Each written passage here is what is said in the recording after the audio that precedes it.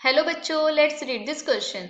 Show that the relation R on the set Z of all integers given by R is equal to bracket ordered pair A comma B 2 divides A minus B is an equivalence relation हमें show करना है इस question में। और हमें relation क्या given है, 2 divides A minus b, और किस सेट पे गिवन है, Z इंटीजर के सेट पे हमें गिवन है। सबसे पहले हम इस क्वेश्चन से रिलेटेड की कॉन्सेप्ट्स को देख लेते हैं। कोई भी इक्विवेलेंस रिलेशन कब होता है? A relation is an equivalence relation. A relation R is an equivalence relation on any set.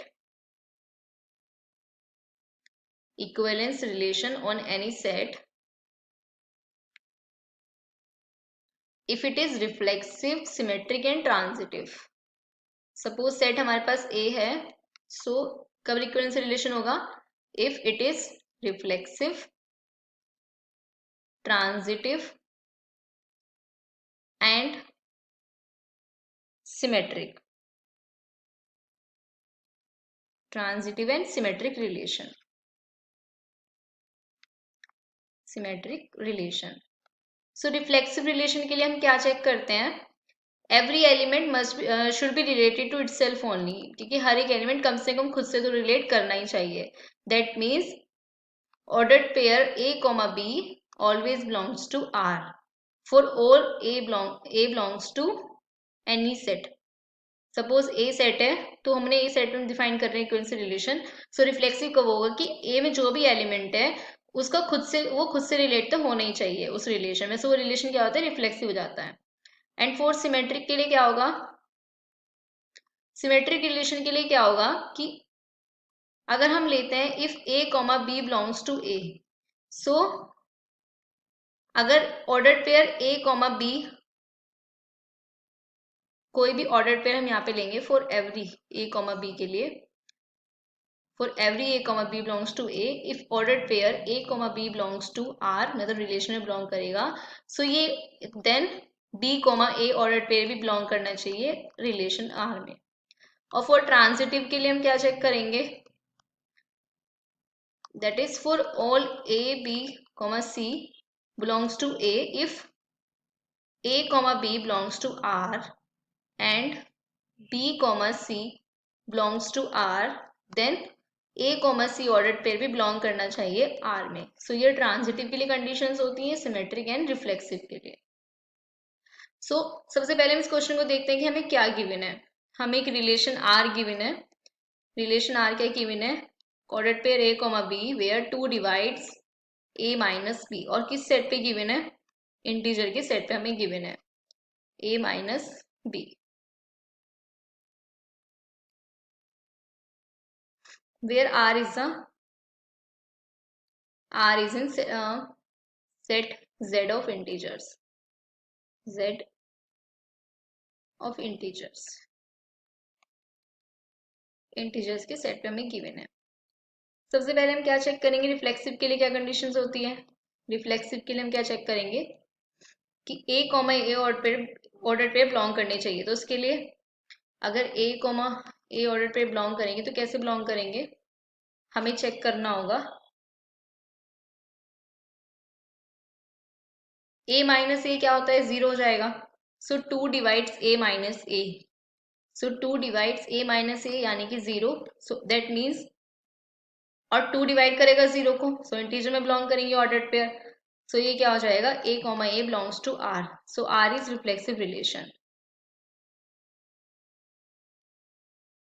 Now we have second symmetric. Symmetric के लिए हम कैसे चेक करेंगे? लेट कर लेते हैं. सिमेट्रिक रिलेशन होगा हमारे पास. सिमेट्रिक के लिए हम कैसे चेक करेंगे? लेट कर लेते हैं कि कोई भी ऑर्डर्ड पेयर है a comma B belongs to r, ये belongs to z. So relation हमें कैसे बिलोंग करेगा? 2 डिवाइड्स करेगा a माइनस बी को. अगर 2 डिवाइड करेगा माइनस बी को, सो ये क्या होगा, मल्टीपल हो जाएगा. a माइनस बी क्या हो जाएगा, इज इक्वल टू 2n हो जाएगा, where n is any integer. And for some, we can say for some integer n belongs to z. And ये अप्लाई क्या करेगा? b minus A. सो अगर हम b माइनस ए के लिए भी लें, सो b माइनस ए क्या हो जाएगा, अगर मैं यहाँ पे माइनस पुट कर दूँ साइन को, अगर मैं a माइनस, इसको ऐसे लिख सकती हूँ ना, a माइनस बी को माइनस b माइनस ए, तो ये भी क्या हो जाएगा, यहाँ पे क्या आ जाएगा, 2 माइनस एन आ जाएगा, माइनस की मल्टीप्लाई कर लूंगी अगर दोनों साइड, तो फिर 2 माइनस एन भी मतलब डिवाइड करेगा, तो ये भी हर इंटीजर के लिए ट्रू हो जाएगा। So order pair B comma A भी बिलोंग कर जाएगा, यहाँ से इंप्लाई कर देगा कि 2 डिवाइड्स बी माइनस ए ऑल्सो, क्योंकि 2 माइनस 2 एन भी एक इंटीजर ही मिलेगा। So this implies b ordered pair b comma a belongs to also R. So hence R is symmetric relation also. Now for transitivity check करने के लिए हम क्या करेंगे, लेट कर लेंगे ordered pair a comma b and b comma c belongs to R. अगर a comma b belong करेंगे R को, सो 2 डिवाइड्स करेगा a minus b and b minus c is also divides, sorry 2 divides b minus c also, अगर ये relation R को belong करेंगे, 2 divides b minus c also। यहाँ पे ये रिलेशन R ही आएगा, क्योंकि हम ordered pair a b comma जो ऑर्डर्ड पेयर ले रहे हैं वो R से ले रहे हैं, और फिर हम शो कर रहे हैं कि B comma A ordered pair भी R को बिलोंग करेंगे। ओके, सो यहाँ पे देखते हैं कि 2 डिवाइड्स ए माइनस बी, सो 2 डिवाइड्स करेगा बी माइनस सी को, सो ए माइनस बी को हम क्या ले सकते हैं, 2n, एंड बी माइनस सी को भी हम क्या ले सकते हैं, is equal to 2n। Suppose ये n1 है, ये n2 है, दोनों इंटीजर ही मिलेंगे, for some n1 n2 belongs to integers.